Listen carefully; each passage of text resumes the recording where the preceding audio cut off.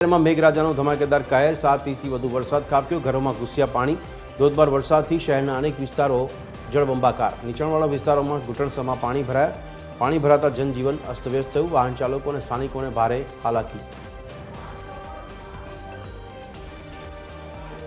આજ અંગે વધુ વિગત આપી રહ્યા છે અમારા સંવાદદાતા મનન હિંગુ।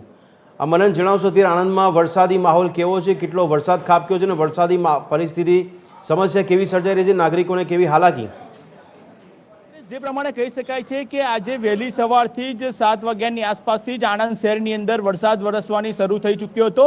ત્યારે આણંદ શહેરની અંદર 8 ઇંચ જેટલો વરસાદ છે તે ખાબક્યો છે અને જેને લઈને નીચાણવાળા વિસ્તારોની અંદર પાણી ભરાઈ ગયા છે। ખાસ કરીને આણંદના લોટિયા ભાગોળ, આણંદનો ગામડીવડ, આ સાથે જ વિદ્યાનગર અને કરમસદના કેટલાક વિસ્તારોની અંદર પાણી ભરાયા છે। તો આણંદ શહેરના પૂર્વ પટ્ટી વિસ્તારની અંદર પણ પાણી ભરાઈ ચૂક્યા છે।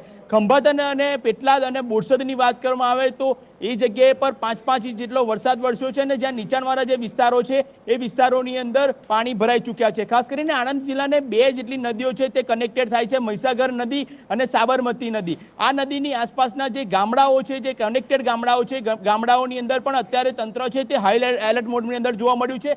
અત્યારે રાત્રિના 11 ઉપર વાગ્યા છે ત્યારે પણ અત્યારે શહેરની અંદર વરસાદ છે તે ચાલુ છે ધીમી ધારે। અને TV13 ગુજરાતીના મારફતે પણ આપણે કહીએ છીએ કે સાવચેતી રાખજો। ખાસ કરીને જિલ્લા વહીવટી તંત્ર દ્વારા ડિઝાસ્ટર મેનેજમેન્ટ દ્વારા કંટ્રોલ રૂમના નંબરો પણ જાહેર કરવામાં આવ્યા છે અને જો કોઈ પણ ગંભીર પરિસ્થિતિ જણાય તો એ નંબરો ઉપર સંપર્ક કરવા માટે પણ નગરજનોને વિનંતી કરીએ છીએ।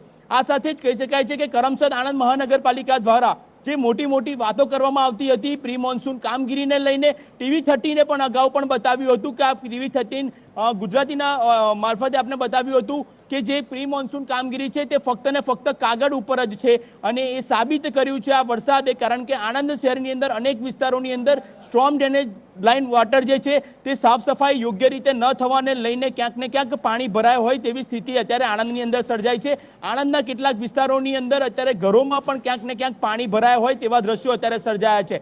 વિકસિત આણંદની અંદર જો વાત કરીએ તો આ પરિસ્થિતિને લઈને આ વરસાદે તમામ પોલ છે તે કરમસદ આણંદ મહાનગરપાલિકાની ખોલી નાખી છે। જી ભદ્રેશ। જી મનન, ખૂબ ખૂબ આભાર અમારી સાથે જોડાવા બદલ, સંપૂર્ણ માહિતી આપવા બદલ। તો દર્શક મિત્રો, આણંદમાં પણ વરસાદી માહોલ યથાવત છે અને વરસાદી માહોલમાં લોકોના ઘરોમાં પાણી ઘૂસ્યા હોય તેવા પણ સમાચાર છે। તો નીચાણવાળા વિસ્તારોમાં પાણી ભરાઈ જવાની સમસ્યા આણંદવાસીઓને નડી રહી છે।